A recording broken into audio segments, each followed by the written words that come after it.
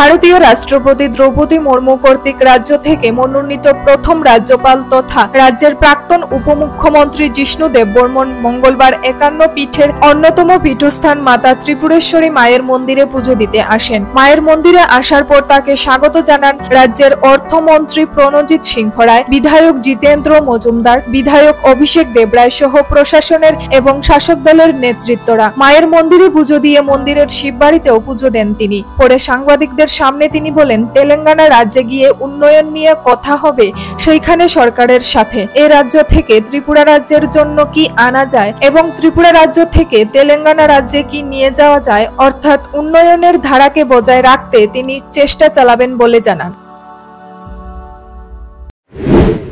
গভর্নরও হয়ে গেছে, সুতরাং ত্রিপুরার নাম এখন কেউ জানা নাই না। আমরা যখন যুবক ছিলাম ত্রিপুরা কোথায় বললে আমরা আসামে বলতাম, এখন ত্রিপুরা বললে ত্রিপুরাই জানে মানুষ। ঠিক মোদিজির কৃতিত্ব। দীর্ঘদিন ধরে আপনি ভারতীয় জনতা পার্টির সঙ্গে ছিলেন, আর যে জায়গায় আপনাকে রাজ্যপাল করা হয়েছে সেটা কংগ্রেস শাসিত রাজ্য, তো সেই জায়গাতে কাজ করতে কোনো অসুবিধা হবে কি? না, আমরা ডেমোক্রেসি সবখানে একখানে একরকম পার্টির শাসন করতে চাই না তো, ঠিক না? ভারতবর্ষ এরকমই বিভিন্ন কালচার, বিভিন্ন সরকার, বিভিন্ন সেটাই তো ডেমোক্রেসি না?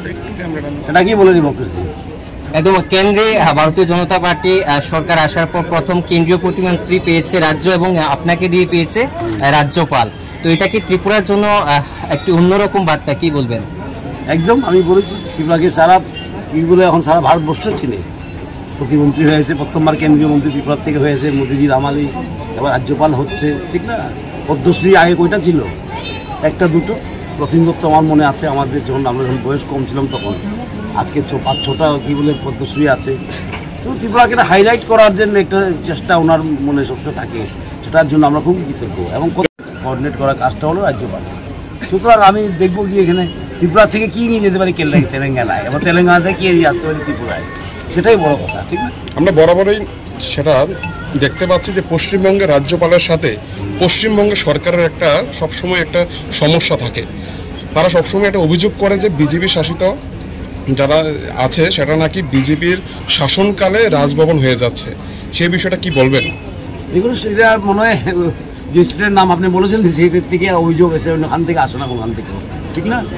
একমাত্র স্টেট শুধু সেই স্টেট নয়, অনেকজন মুখ্যমন্ত্রী আছেন যারা ভারতীয় জনতা পার্টির মুখ্যমন্ত্রী না, ঠিক না? বিভিন্ন স্টেটে বিভিন্ন রাজ্য সরকার আছেন, কমপ্লেন তো এখান থেকে আসে।